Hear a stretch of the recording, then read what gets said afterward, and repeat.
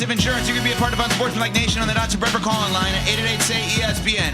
That's 888-729-3776. ESPN Nation, presented by Dr. Pepper. It's not college football season without the delicious taste of an ice-cold Dr. Pepper. College football, it's a pepper thing. We are down to 4 in the NFL. We have the final 2 tonight in college football.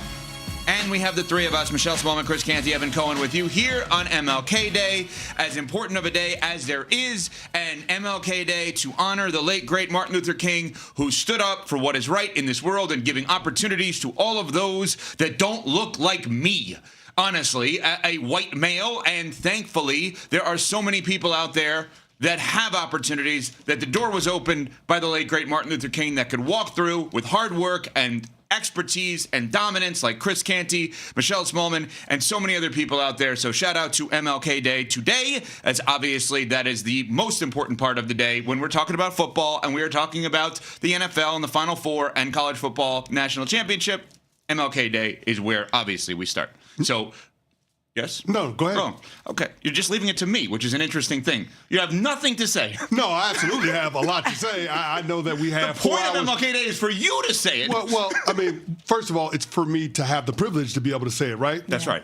This is what MLK fought for. This is what all of the marches were about. This is why he got thrown in jail, so I could have these opportunities for the generations coming after him to be able to have it better, to have the opportunity to walk in these doors and sit in these seats. So I'm thankful to his sacrifice. I'm thankful to all the sacrifices of those that took up the struggle during the civil rights movement of the 1960s to give us the privilege to be able to do this show, to give me the opportunity to sit in the candy store every single day and talk about sports, which I know and love. Absolutely. And his courage, his bravery, his conviction to speak out and to take action, to do what is right, and to fight for those who needed someone to fight for their rights was remarkable. He was such a remarkable man, and the message rings true even today. Yeah, absolutely. No question about it. Listen, Dr. Martin Luther King was all about diversity, equity, and inclusion. You can't be opposed to diversity, equity, and inclusion and then cape for Dr. King. That's right. So let's be clear about that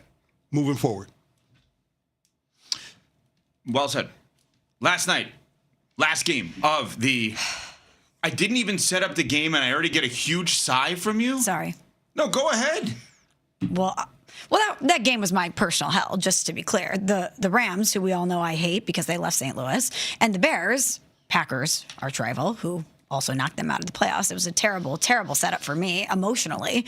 But of course the Rams would find a way to win that game last night. Of course the Rams, who you said have been hiding in plain sight all year long, go up to the frigid temps of Chicago. And even though Caleb Williams did have that interception to put them in a position to win, he had some magical moments and they found a way to survive. And I'm already bracing myself for maximum pain and annoyance.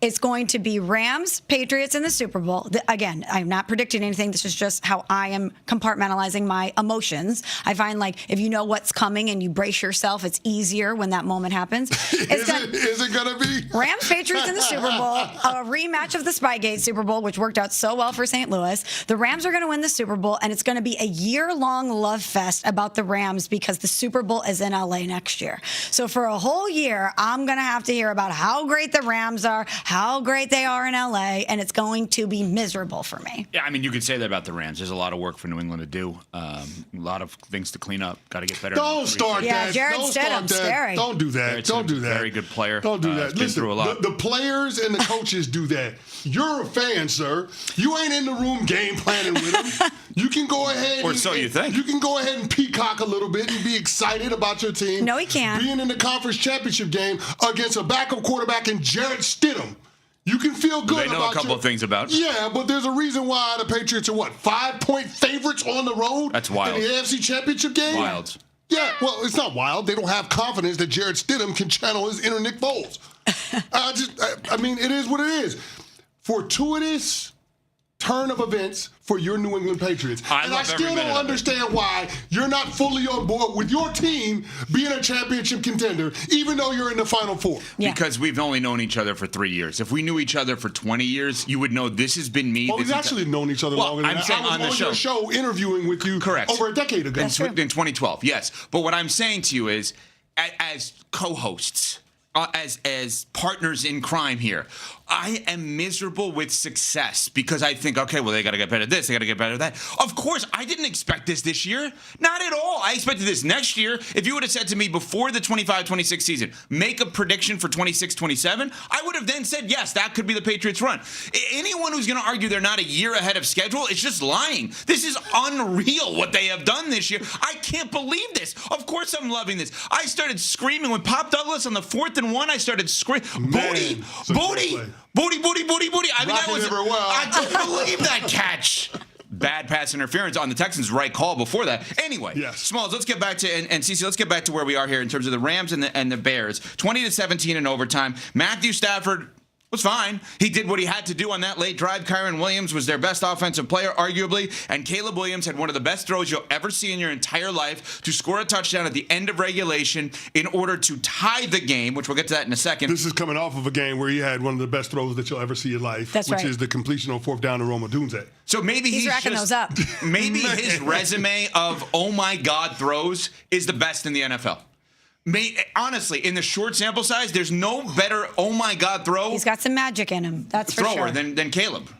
I don't know a quarterback in the league that can make that throw other than Caleb Williams, and that's Patrick Mahomes included. I don't know a quarterback in the league that's going to attempt to make that throw.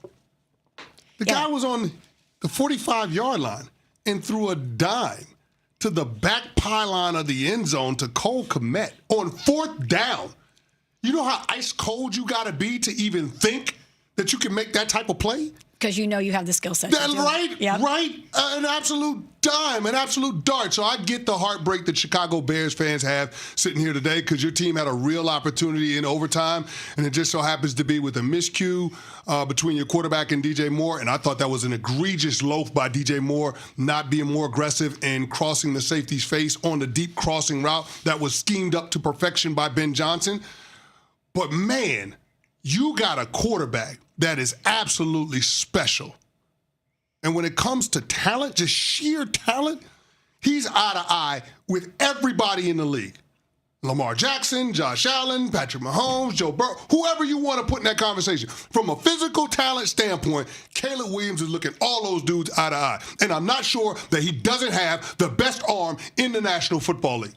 If you're a Chicago Bears fan, you feel great knowing that this is your quarterback moving forward and knowing that it's only up from here. Because guess what? This was year one with Ben Johnson and Caleb Williams. They're going to get better. Think about the strides that Caleb Williams made this year in comparison to what he was last year. Ben Johnson tore him down, completely rebuilt him as a quarterback. They talked about it a little bit on the broadcast last night. Chris Collinsworth said all Caleb Williams' football career, he's been the best player on the field. But he didn't have to think the game at a high level because he was supremely talented. Mm-hmm. Now Ben Johnson has his football IQ up. So having that, having the continuity, knowing that this is the head coach quarterback tandem moving forward that they can continue to build around, this guy is going to be a problem. This is not the last time we're seeing Caleb Williams and hearing about him being in the conversation to go to the championship rounds in the NFL playoffs. Well, then I got to get to something before we get back to the ins and outs of the game because you just led me into this. So how should Bears fans view this loss / this season? As a success or a disappointment because the way in which it went down yesterday? Why can't it be both? Go ahead, both of you. Well, were you listening to some of the stuff the guys were saying after the game? They were, of course, sad that they lost, but they are so excited to get back to work and come back next year. Caleb Williams immediately was like, I'm going to work on my accuracy, my footwork. You talk about the Patriots being ahead of schedule. They know that they won 5 games last year.